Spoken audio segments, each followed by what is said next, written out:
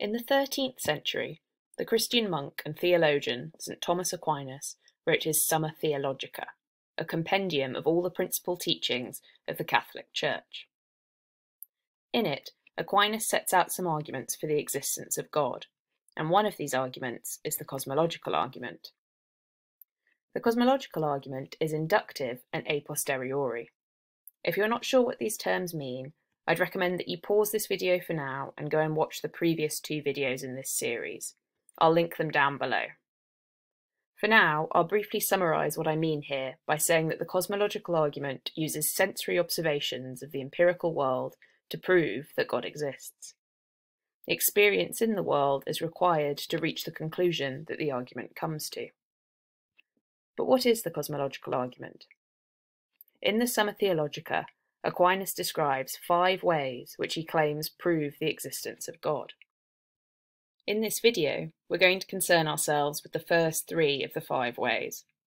That's the argument from motion, the argument from causation, and the argument from contingency. Collectively, these 3 ways form Aquinas' cosmological argument.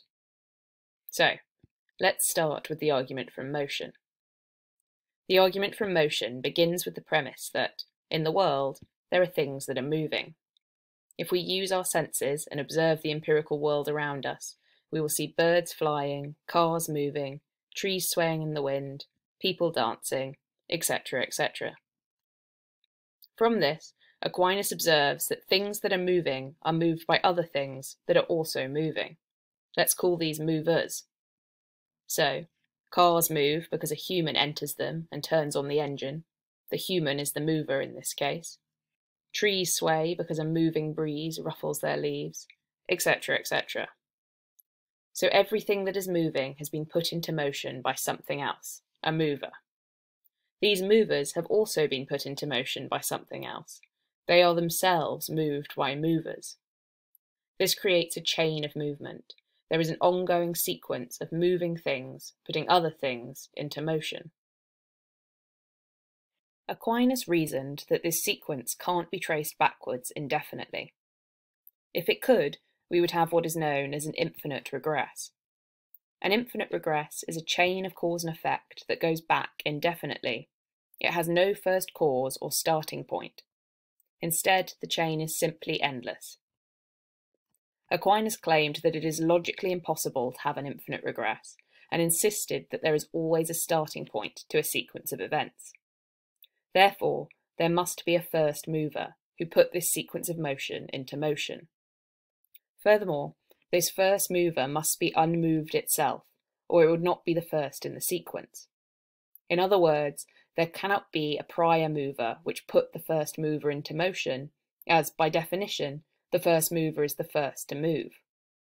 And this unmoved first mover, Aquinas argued, is what we call God. Now, the second way in Aquinas' 5 ways is the argument from causation, and it's very similar to the argument from motion. This argument begins with the premise that, if we use our senses and observe the world around us, we can see that everything that happens is caused to happen by something else. The A that you achieved in your philosophy exam was caused by the excellent revision that you did, for example, whilst your excellent revision was caused by the fact that you listened attentively in class and made good notes. And you could keep following this chain of causes backwards. Everything that happens has been caused to happen by something else. Similarly, everything that exists was caused to exist. You exist because your parents met at the time and place that they did, and they exist because their parents met at the time and place that they did, and so on and so on. Everything in existence was caused to exist by something else. Now, just like the argument from motion, Aquinas argued that this chain of cause and effect, which is sometimes referred to as a causal chain, cannot be traced backwards forever and ever, indefinitely. If it could, then we would have an infinite regress, which Aquinas considered to be logically impossible. Therefore, there must have been a first cause, uncaused itself, which initiated this sequence of cause and effect. And this, Aquinas argued, is God. Finally, the last of Aquinas' ways that we're going to look at today is called the argument from contingency. In order to understand this argument, you need to be familiar with the terms contingent being and necessary being.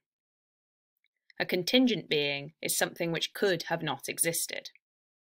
You are a contingent being, because if your parents hadn't met, then you wouldn't exist. Similarly, your parents are contingent beings, because if their parents hadn't met, then they wouldn't exist. All humans are contingent beings, because we all have the potential to have not existed, had the causal chain been slightly different from that which it was. Additionally, contingent beings are caused to exist by something else. Again, therefore, you are a contingent being because your existence was caused by your parents. The word contingent means dependent, so that's a useful way to remember this. A contingent being's existence is contingent on something else. By contrast, a necessary being is not caused to exist by anything else. It exists independently of other beings. Moreover, a necessary being can't not have existed. Its existence is inevitable and unavoidable. A necessary being had to exist. There is no sequence of events or prior causes which prevents the existence of a necessary being.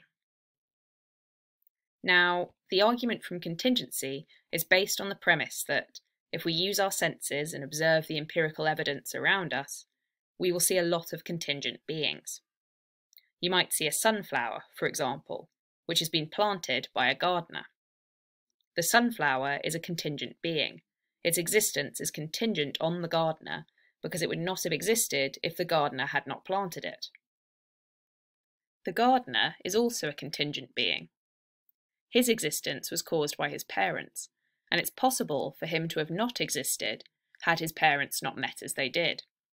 His existence is contingent upon his parents.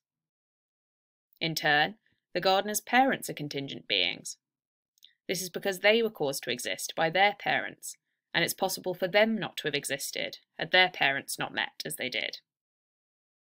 This example shows that contingent beings can bring other contingent beings into existence. However, Aquinas argued that it's impossible for everything to be contingent.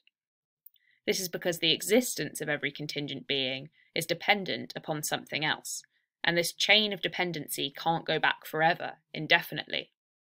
If it did, we would have an infinite regress, and as we know, Aquinas believed this to be a logical impossibility. Therefore, there must have been a necessary being, who, by definition, was not caused to exist by anything else, and who could not have not existed. This necessary being must have created the first contingent beings and set this chain in motion. And this necessary being, Aquinas argued, is God. So that's St. Thomas Aquinas' cosmological argument. As we can see, the argument is inductive because it relies upon the use of our senses and the examination of empirical evidence. Similarly, it's a posteriori because its premises and conclusions can only be formed after one has lived in the world, experienced the world, and observed the sensory data that's available in the world. In the next video, we're going to take a look at the KALAM cosmological argument. For now, thank you so much for watching, and I'll see you next time.